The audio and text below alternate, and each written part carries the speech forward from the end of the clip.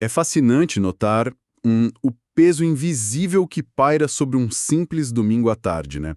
Digo a exaustão, no mundo contemporâneo, ela acabou assumindo um papel de tipo um troféu silencioso. Com certeza.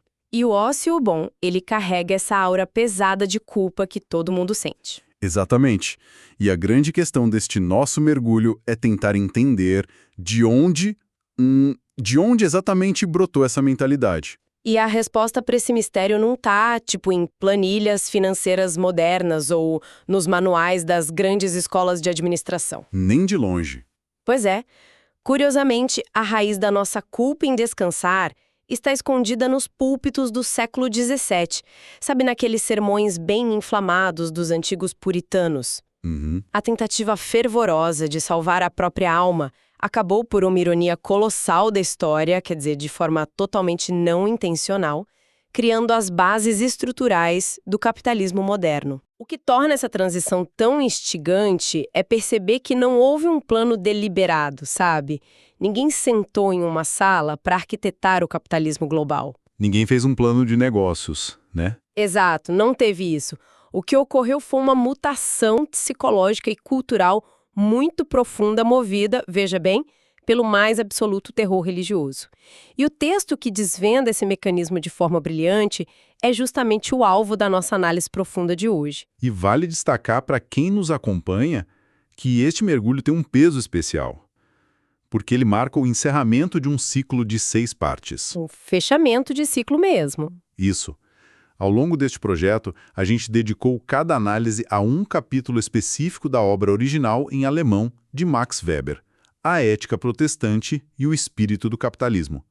E a missão de hoje é dissecar o arquivo final, O famoso Askes und Kapitalischer Geist. que se traduz como a sese e o espírito capitalista. E, bom, o desafio aqui é desvendar a matemática paradoxal que explica como a restrição religiosa mais severa aos prazeres da vida resultou na maior máquina de acúmulo de riquezas que a humanidade já viu. É um paradoxo incrível. Demais.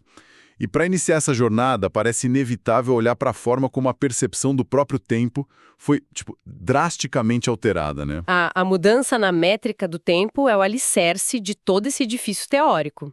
O Weber nos conduz pelos escritos pastorais de líderes puritanos, e ele coloca uma lupa especial sobre Richard Baxter. Que é o autor do influente Christian Directory, certo? Exatamente. E, ao ler esses textos, nota-se uma inversão radical de valores.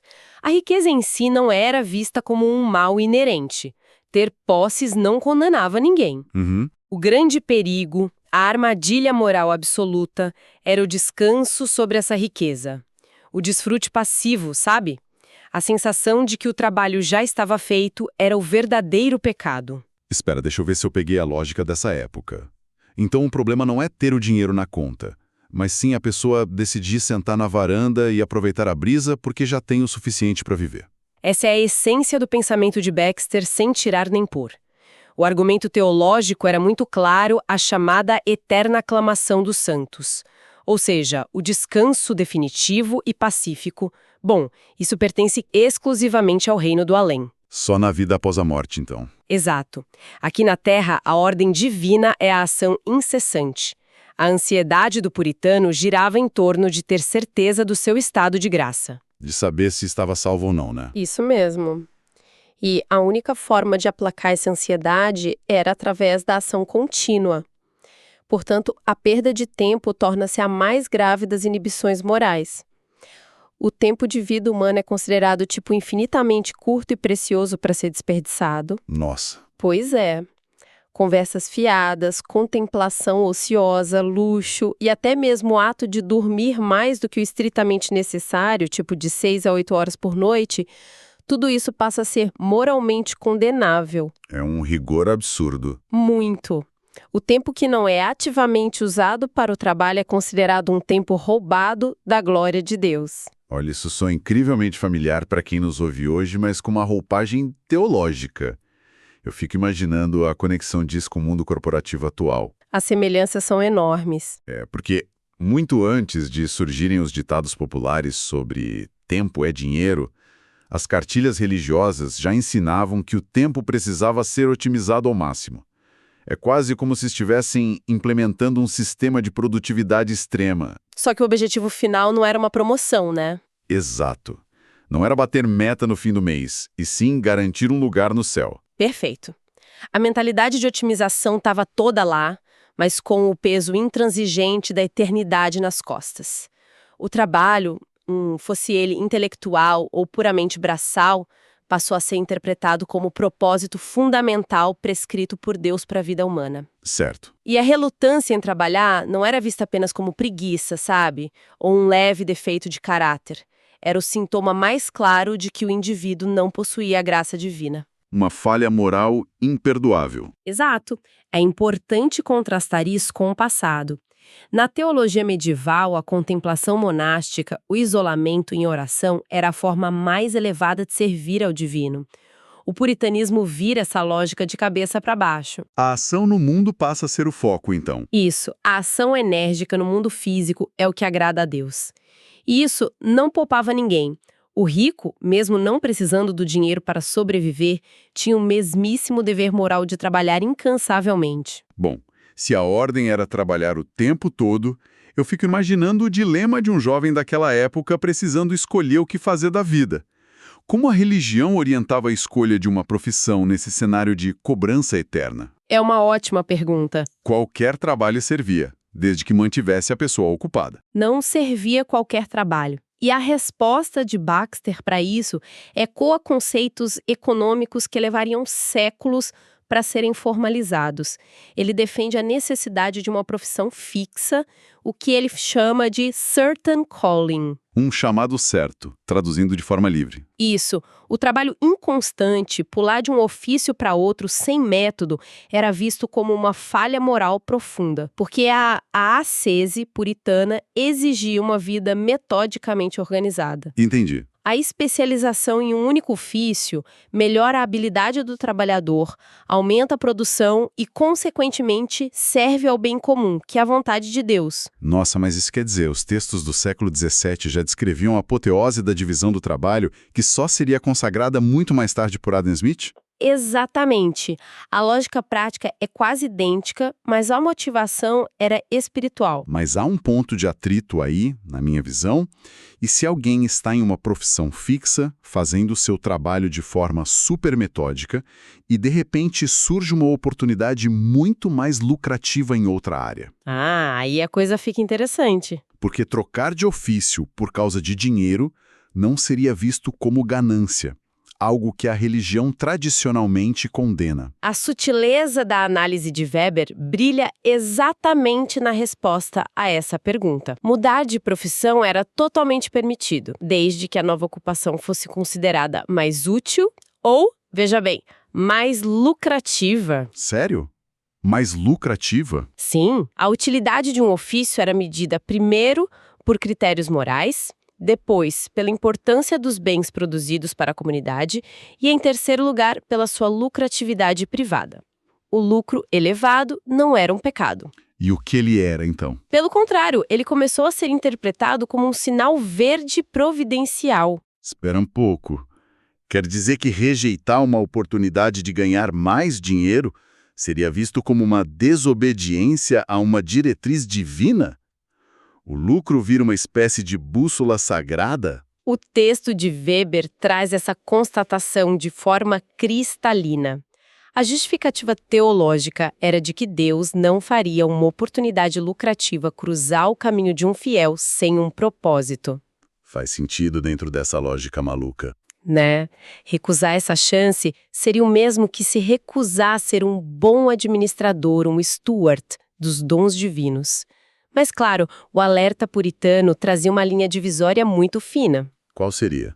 Não se pode enriquecer com o objetivo de pecar, de mergulhar nos prazeres da carne ou de se aposentar no ócio.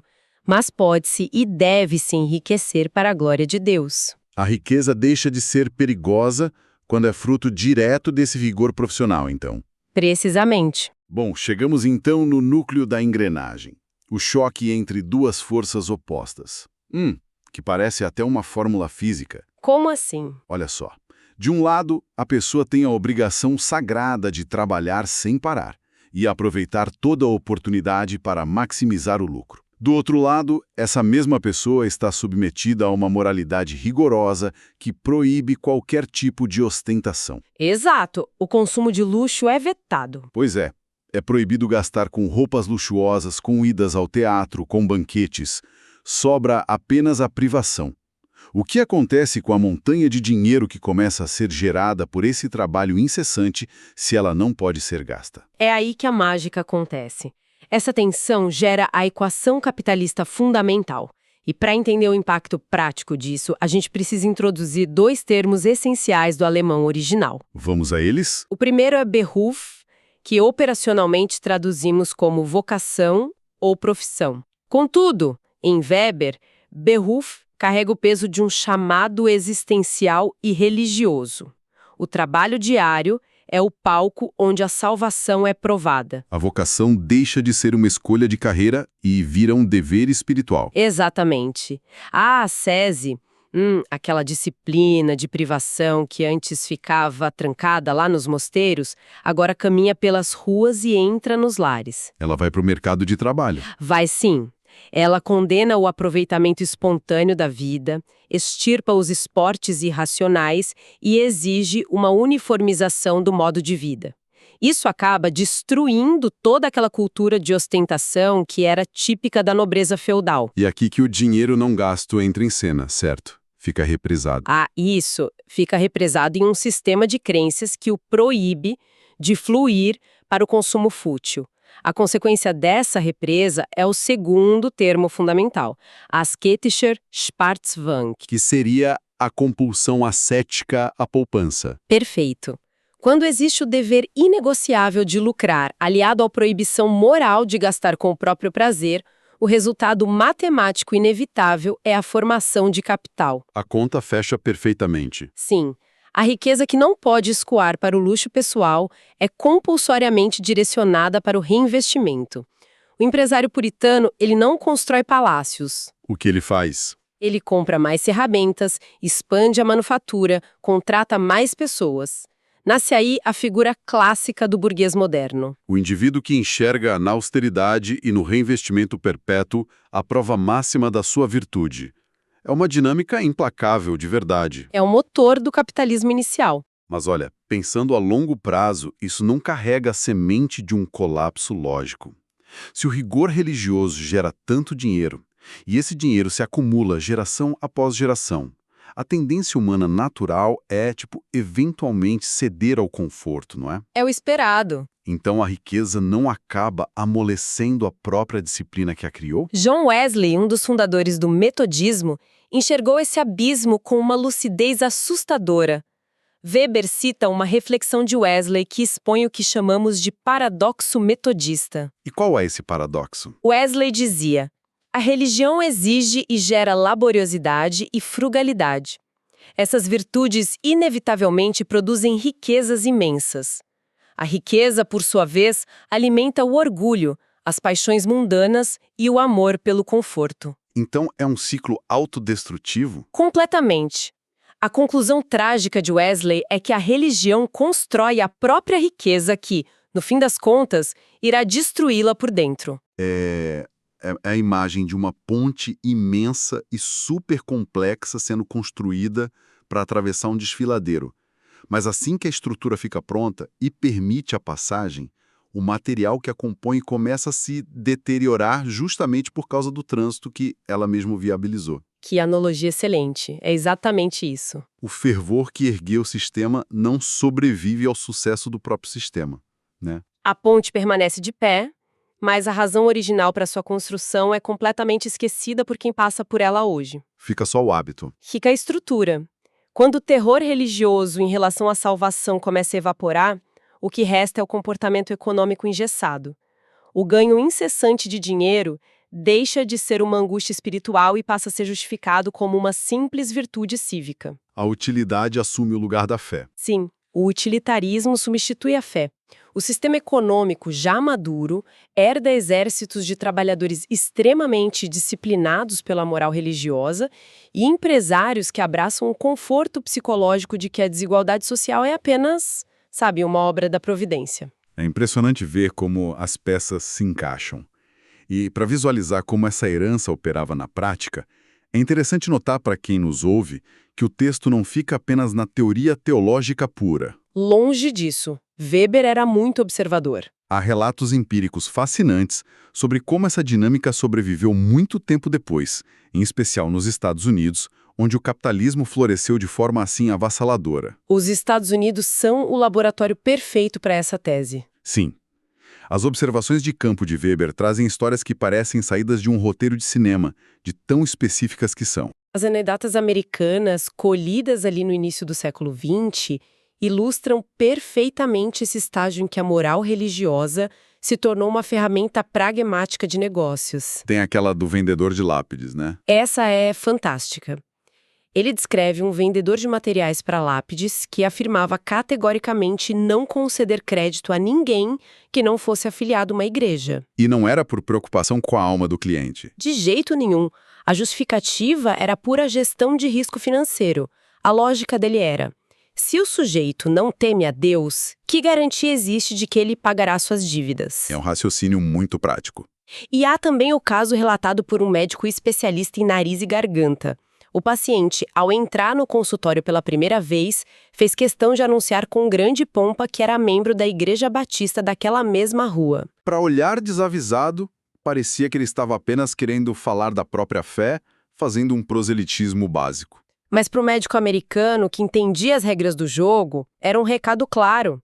O paciente estava dizendo: pode confiar, a conta não sofrerá atrasos. É genial. Mas de todas essas observações práticas, acho que a que mais chama a atenção de quem lê o texto é a cena do batismo na Carolina do Norte. Ah, o batismo no gelo, essa é a melhor. Weber descreve um jovem entrando em um lago completamente congelante para ser batizado, e a motivação por trás do ato, que deveria ser tipo o auge da experiência espiritual e íntima, era puramente comercial. O rapaz só queria abrir um banco. Exato. Ele estava congelando para abrir um banco. Um parente de Weber que acompanhava a cena explicou o racional por trás daquilo. E para entender a necessidade desse ato extremo, é preciso captar a distinção sociológica que Weber faz entre uma igreja universal e uma seita. Como ele divide isso? Em uma igreja tradicional, as pessoas simplesmente nascem em seu seio. A instituição acolhe tanto santos quanto pecadores, administrando os sacramentos de forma ampla para todo mundo. Certo, é um modelo mais inclusivo. Já a seita protestante rígida funcionava de forma bem exclusiva. A entrada exigia um ato voluntário e, mais importante, a comprovação constante de um comportamento ético imaculado.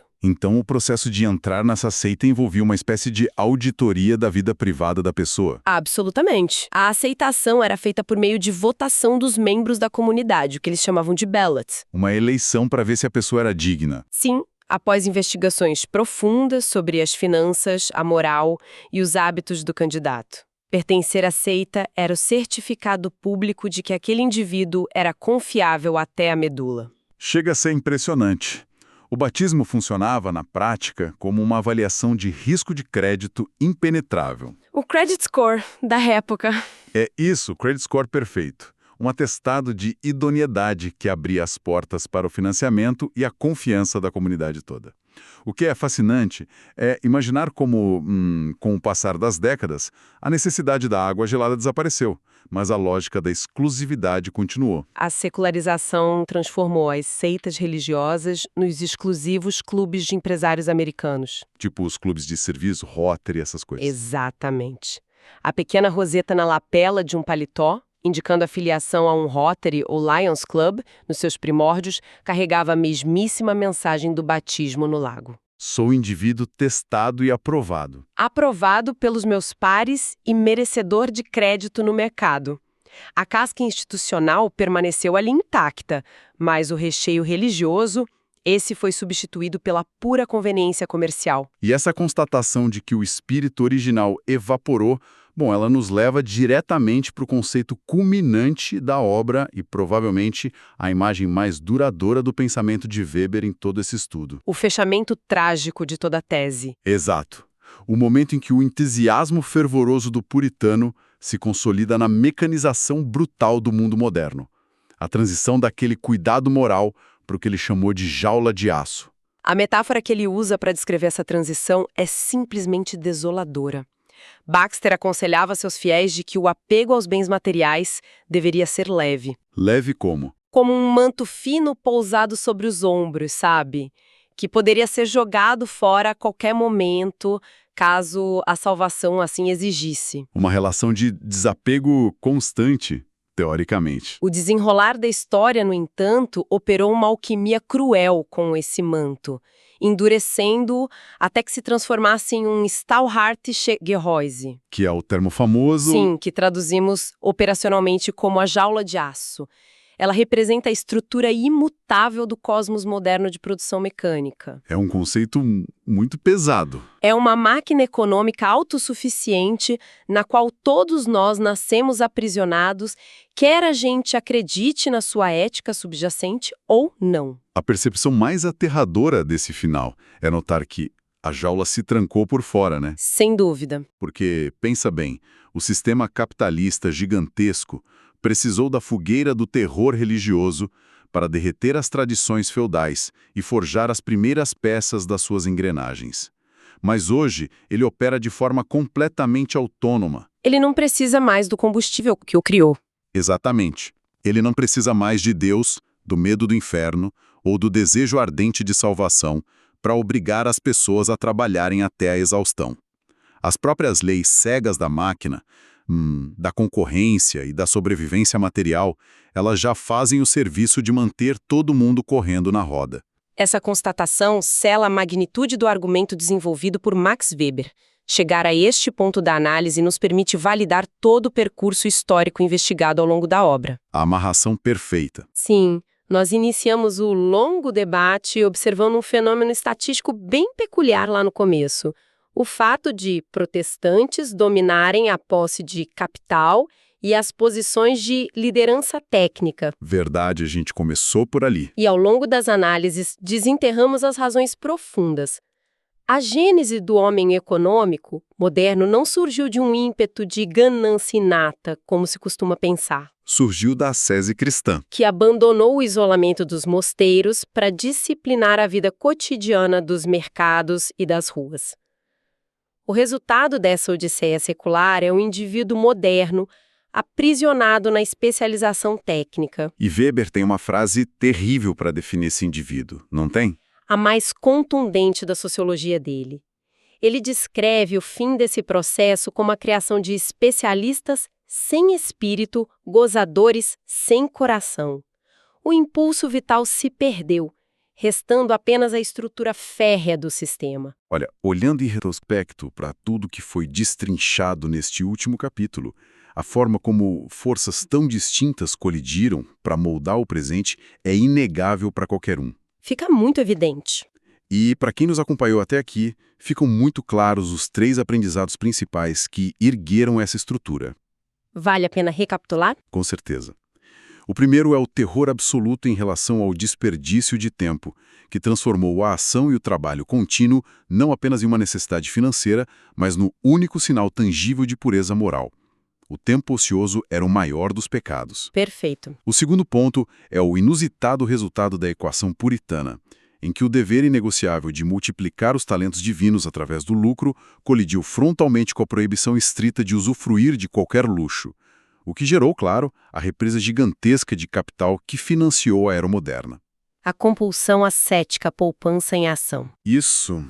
E, por fim, o terceiro aprendizado é a forma engenhosa e até irônica como a pureza moral das seitas rigorosas se converteu em uma moeda de credibilidade irrefutável no implacável mundo dos negócios. O batismo virando atestado de crédito. Um resumo excepcional. E, sabe, ao consolidar o encerramento deste ciclo investigativo de 6 partes, compreende-se a vastidão e a genialidade da tese. A visão completa da obra? Isso. A visão de vocação alterou drasticamente o comportamento humano de forma definitiva. Ela tirou a disciplina cética de trás dos muros eclesiásticos e a cravou no centro do mundo produtivo. Mudou a história. Esse rigor puritano construiu os alicerces silenciosos do capitalismo. E uma vez que o edifício se ergueu e se fortaleceu, os andaimes religiosos foram permanentemente descartados, deixando a humanidade a braços com a inexorável busca pela eficiência econômica a qualquer custo. Um diagnóstico preciso de onde nós estamos hoje. E a quem acompanha esta série e sente que desvendar essas raízes altera profundamente a forma como se olha para o cotidiano da nossa sociedade, fica a forte recomendação para a leitura integral da obra original. É uma leitura transformadora. Sim, bem como fica o convite para compartilhar essas análises com mentes igualmente curiosas que gostam de ir além da superfície. Com certeza. Para fechar este mergulho e encerrar o nosso ciclo de estudos de forma definitiva, propõe-se aqui uma última reflexão. Vamos lá. Se o vasto sistema econômico atual já abriu mão das suas justificativas religiosas há tantos séculos, por que a cultura ainda carrega uma herança punitiva tão forte contra o simples ato de não fazer nada em um domingo à tarde? É a grande pergunta. Quando sentimos a necessidade quase biológica de justificar nossas horas de lazer com algum tipo de descanso produtivo, não estaríamos, no íntimo, ainda tentando provar que somos merecedores de salvação?